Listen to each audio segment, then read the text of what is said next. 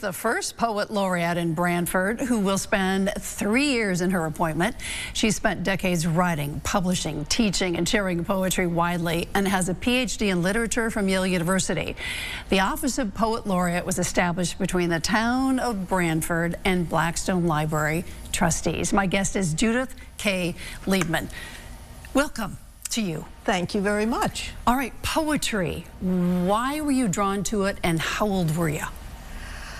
Oh, well, I think like most human beings, I was drawn to poetry before I learned to talk. If you ever looked at an infant, they babble away and are very pleased with all the noises that they make. And poetry is basically organized noise. And I think that human beings are attuned to that.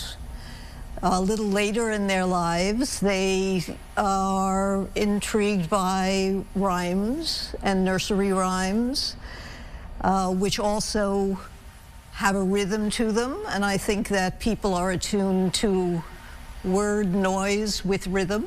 I never thought about it this way, but this makes complete sense to me. Good. So what do you write about? I write about the human condition, and I think my poetry, not everybody's poetry, and nobody should judge what other people write about, because if it comes from the heart, then it's good poetry. How will you spend these next 3 years as Poet Laureate? What will you be doing?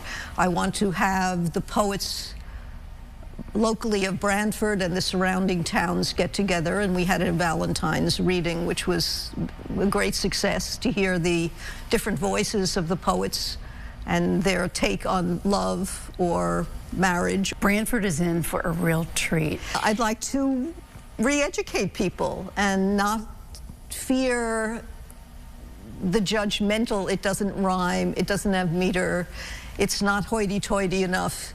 None of that is what makes poetry. Most of the poetry in the world is not rhyming poetry.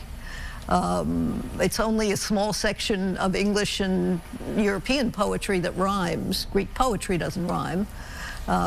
Chinese poetry doesn't rhyme. So you don't need to rhyme. So it's very diverse.